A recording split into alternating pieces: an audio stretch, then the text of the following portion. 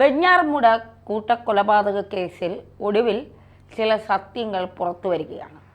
അതായത് എന്തിനാണ് അഫാൻ ഈ കൂട്ടക്കൊലപാതകം ചെയ്തത് എന്നാണ് കഴിഞ്ഞ കുറേ ദിവസങ്ങളായി മാധ്യമങ്ങളും കേരളത്തിലെ ജനങ്ങളും അഫാൻ്റെ ബന്ധുക്കളും അടക്കം ഒന്നടങ്കം ചോദിച്ചുകൊണ്ടിരിക്കുന്നത്.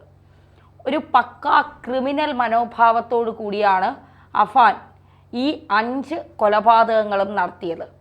ചുറ്റിക കൊണ്ട് ഓരോരുത്തരെയും പക തീരുന്നത് വരെ ആഞ്ഞടിച്ച് അതിമൃഗീയമായി കൊലപ്പെടുത്തി. ഓരോരുത്തരുടെ മൃതദേഹങ്ങൾ കണ്ട ഓട്ടോ ഡ്രൈവർമാരും ആംബുലൻസ് ഡ്രൈവർമാരും പറയുന്നത് മൃതദേഹങ്ങളിൽ നോക്കി നിൽക്കാൻ പോലും ഒരു സെക്കൻഡ് പോലും നോക്കി നിൽക്കാൻ കഴിയില്ല എന്നാണ്. അത്ര ക്രൂരമായാണ് അഫാൻ ഓരോരുത്തരെയായി വകവരുത്തിയത്. എന്തിനാണ് അഫാൻ ഇത് ചെയ്തത്? ആർക്ക് വേണ്ടിയാണ് അഫാൻ ഇത് ചെയ്തത്? അഫാന് മറ്റെന്തെങ്കിലും പ്രശ്നങ്ങളുണ്ടോ? സാമ്പത്തിക പ്രശ്നമല്ലാതെ മറ്റേതെങ്കിലും തരത്തിലുള്ള ബന്ധങ്ങളുണ്ടോ? ഒരുപാട് ചോദ്യങ്ങൾ നമുക്ക് മുന്നിലുണ്ട്. മാനസികാരോഗ്യ വിദഗ്ധർ പറയുന്നത് അഫാന് ഒരു തരത്തിലുമുള്ള മാനസിക രോഗമില്ല, മാനസിക അസ്വാസ്ഥ്യങ്ങൾ പ്രകടിപ്പിക്കുന്ന ഒരാളല്ല, മെൻ്റലി സ്ട്രോങ് ആയ ഒരാളാണ്. അത് നമുക്ക് വ്യക്തമായി അറിയാൻ സാധിക്കും. കാരണം മെൻ്റലി സ്ട്രോങ് ആയ ഒരാൾക്ക് മാത്രമേ ഇത്രയും മൃഗീയമായി കൂടപ്പിറപ്പിനെയും ഭാര്യയാകാൻ പോകുന്ന പെൺകുട്ടിയെയും ഉമ്മുമ്മയെയും വലിയമ്മയെയും വലിയച്ഛനെയും ഒക്കെ ചുറ്റിക കൊണ്ട് ആഞ്ഞടിച്ച് കൊല്ലാൻ കഴിയൂ. ഇവിടെ ഉയരുന്ന ഏറ്റവും പ്രധാനപ്പെട്ട ചോദ്യം ഉമ്മ ഷെമി എന്തിനാണ് അഫാനെ രക്ഷപ്പെടുത്താൻ കള്ളങ്ങൾ പറയുന്നത്? കട്ടലിൽ നിന്ന് താഴെ വീണ് തലയിടിച്ച് പരിക്കേറ്റത് എന്നാണ് ഷെമി പോലീസിനോടും മജിസ്ട്രേറ്റിനോടും ഭർത്താവായ അബ്ദുൾ റഹീമിനോടും പറഞ്ഞത്. എന്തിനാണ് ഷെമി ഇങ്ങനെ കള്ളം ആവർത്തിക്കുന്നത്? ഷെമിക്ക് സ്വയം രക്ഷപ്പെടാനാണോ, അഫാനെ രക്ഷപ്പെടുത്താനാണോ, അല്ലെങ്കിൽ അഫാനും ഷെമിക്കും അറിയാവുന്ന മറ്റൊരാളെ രക്ഷപ്പെടുത്താനാണോ? അഫാൻ ആർഭാട ജീവിതമാണ് നയിച്ചിരുന്നത് എന്ന് പറയുന്നു.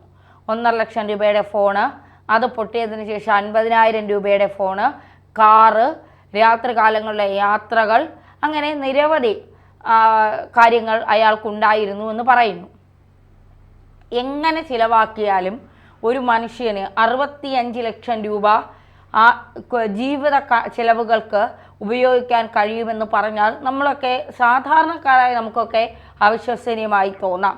ഇവിടെയാണ് ഷെമിയുടെ റോള് സംശയിക്കുന്നത്. അതായത് ഷെമി മറയ്ക്കുന്നത് എന്താണ്? ഈ കടങ്ങളൊക്കെ 65 ലക്ഷം രൂപയുടെ കടം ഉണ്ട് എന്ന് പറയുന്ന അത് സത്യമാണെങ്കിൽ കടമുണ്ട് എന്ന് പറയുന്നത് സത്യമാണോ?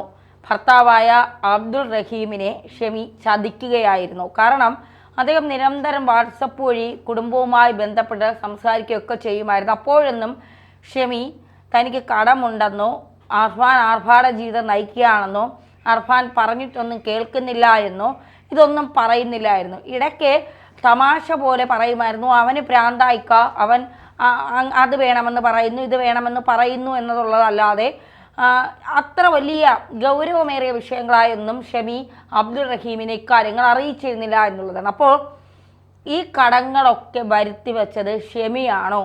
ഷെമിക്ക് മറ്റേതെങ്കിലും തരത്തിലുള്ള ഇടപാടുകളുണ്ടോ? അതായത് ഒരു ചിട്ടി ഉണ്ടായിരുന്നു എന്ന് പറയുന്നു. ഈ ചിട്ടിയുമായി ബന്ധപ്പെട്ട ഷെമി ആരിൽ നിന്നൊക്കെ പണം വാങ്ങിയിരുന്നു. ഈ ചിട്ടി ഇടയ്ക്ക് വെച്ച് പൊട്ടി എന്ന് പറയുന്നു. പിന്നീട് ഈ പണം വലിയ തോതിലേക്ക് കടത്തിലേക്ക് പോയി എന്ന് പറയുന്നു. ഈ ഉമ്മയാണ് ആദ്യം മകനോട് ആത്മഹത്യ ചെയ്യാം, നമുക്ക് ഇത്രയും വലിയ കടബാധ്യതയുണ്ട്, അച്ഛൻ സൗദിയിൽ ട്രാവൽ ബാനിൽ പെട്ടുപോയി, ഇനി തിരിച്ചു വരാൻ കഴിയുമെന്ന് തോന്നുന്നില്ല, അതുകൊണ്ട് നമ്മളെ സംരക്ഷിക്കാനോ സഹായിക്കാനോ ആരുമില്ല, അതുകൊണ്ട് നമുക്ക് മരിക്കാം അല്ലെങ്കിൽ ആത്മഹത്യ ചെയ്യാം എന്ന് അഫാനോട് പറയുന്നത് ഉമ്മയായ ഷെമിയാണ്. തന്നെ കുടുംബക്കാരെല്ലാം ആക്ഷേപിക്കുന്നു, അല്ലെങ്കിൽ കടത്തിൻ്റെ പേരിൽ തന്നെ എല്ലാവരും പരിഹസിക്കുന്നു, നാണം കെടുത്തുന്നു, ആരും സഹായം ചോദിച്ചിട്ട് തനിക്ക് തരുന്നില്ല, അവരോട് ബന്ധുക്കളോടൊക്കെ 5 ലക്ഷവും 10 ലക്ഷവും സ്വർണ്ണാഭരണങ്ങളും ഒക്കെ ചോദിച്ചു, അവരാരും ഒന്നും തരുന്നില്ല, നമ്മളെ സഹായിക്കാൻ ആരുമില്ല, അച്ഛൻ്റെ വീട്ടുകാരും സഹായിക്കില്ല, അവരൊക്കെ ഉപദേശിക്കാൻ മാത്രമേ അവരെ കൊണ്ടൊക്കെ ആകൂ, പണം തന്ന് സഹായിക്കാൻ ആർക്കും കഴിയില്ല, അല്ലെങ്കിൽ ആരും ചെയ്യുന്നില്ല. അവരൊക്കെ വിചാരിച്ചാൽ നമ്മുടെ കടങ്ങൾ തീരാവുന്നതേ ഉള്ളൂ. അനിയനെ സ്കൂളിൽ ഫീസ് കൊടുക്കാനായി ഷെമി ഭർത്താവിൻ്റെ മാതാവിനോട് മാല ചോദിച്ചു. ആ മാല തന്നില്ല. അഫാനല്ല ചോദിച്ചത്, ആ മാല ഷെമിയാണ്. വിളിച്ചു ചോദിച്ചപ്പോൾ അവർ പറഞ്ഞു, എൻ്റെ മരണാന്തര ചടങ്ങുകൾക്ക് വേണ്ടി ഉപയോഗിക്കാൻ വച്ചിരിക്കുന്ന സ്വർണമാണത്. അത് വിറ്റ് വേണം ഞാൻ മരിച്ചു കഴിഞ്ഞാൽ എൻ്റെ മരണാന്തര ചടങ്ങുകൾ നിങ്ങൾ ചെയ്യാൻ.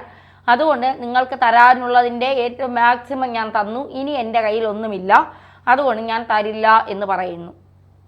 അങ്ങനെ തരില്ല എന്ന് പറയുന്ന കാര്യങ്ങളും ഈ ഒരു ബന്ധു 50,000 രൂപ ചോദിച്ചിട്ട് കൊടുത്തില്ല എന്നുള്ളതും ഷെമിയുടെ സഹോദരൻ സഹായിച്ചില്ല എന്നുള്ള കാര്യവുമൊക്കെ ഷെമി വീട്ടിലിരുന്ന് നിരന്തരം പറയുമായിരുന്നു. തങ്ങളെ സഹായിക്കാൻ ആരുമില്ല, തങ്ങൾക്ക് പണം തരാൻ ആരുമില്ല, ഇത്രയും കടക്കാരായിട്ട് പോലും തങ്ങളെ സംരക്ഷിക്കാൻ ആളില്ല, അച്ഛനെ തങ്ങളുടെ കാര്യമൊന്നും നോക്കണ്ട, അച്ഛൻ അവിടെ ഒളിവിലാണ്, അച്ഛൻ്റെ പണം വരുന്നില്ല, അച്ഛൻ ഇനി സഹായിക്കില്ല എന്നൊക്കെ നിരന്തരം ഷെമി ഇങ്ങനെ വീട്ടിലിരുന്ന് പറയുമായിരുന്നു.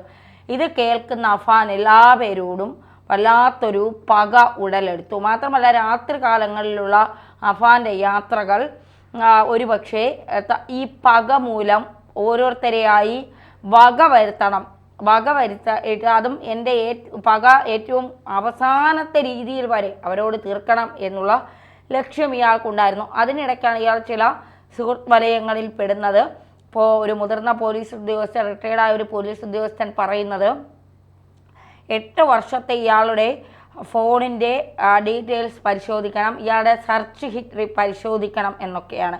ആരും ഇതുവരെ വാങ്ങാത്ത ഇരുമ്പ് ചുറ്റികയാണ് ഇയാൾ കടയിൽ നിന്ന്, വെഞ്ഞാറമൂടിലെ കടയിൽ നിന്ന് വാങ്ങിയത്. അപ്പോൾ ഈ ഇരുമ്പ് ചുറ്റിക വാങ്ങിയ ആളെ കടയുടമ തിരിച്ചറിഞ്ഞിട്ടുമില്ല. അപ്പോൾ അഫാനാണോ ഈ ഇരുമ്പ് ചുറ്റിക വാങ്ങിയത്, അതോ മറ്റാരെങ്കിലും ആണോ എന്നുള്ളതാണ് ഏറ്റവും പ്രധാനപ്പെട്ട ചോദ്യം. ഈ ഷെമി വീട്ടിലിരുന്ന് എപ്പോഴും ഇങ്ങനെ വ്യാകുലപ്പെട്ടുകൊണ്ടേയിരിക്കും. നമ്മളെ സഹായിക്കാൻ ആരുമില്ല, നമ്മുടെ ജീവിതം ഇനി എങ്ങനെയാകും, എല്ലാവർക്കും കൂടി ആത്മഹത്യ ചെയ്യാം.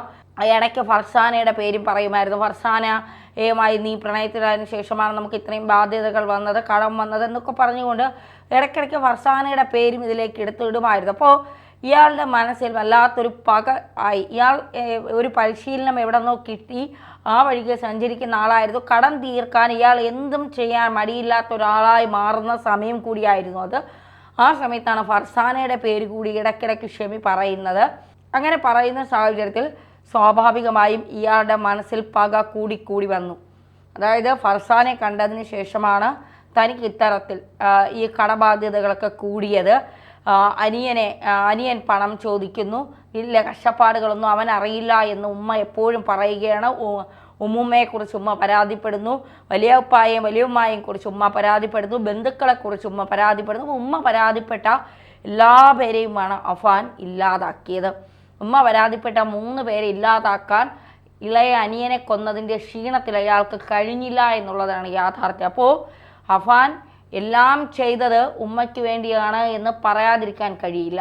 യഥാർത്ഥത്തിൽ ഇവിടെ വില്ലത്തി ഉമ്മയാണ്. ഉമ്മ വാ തുറക്കുമ്പോൾ കൂടുതൽ സത്യങ്ങൾ, കൂടുതൽ കാര്യങ്ങൾ, അഫാൻ്റെ കൂടുതൽ ബന്ധങ്ങൾ, ഇടപാടുകൾ, ഉമ്മയുടെ ഇടപാടുകളൊക്കെ പുറത്തു വരിക തന്നെ ചെയ്യും.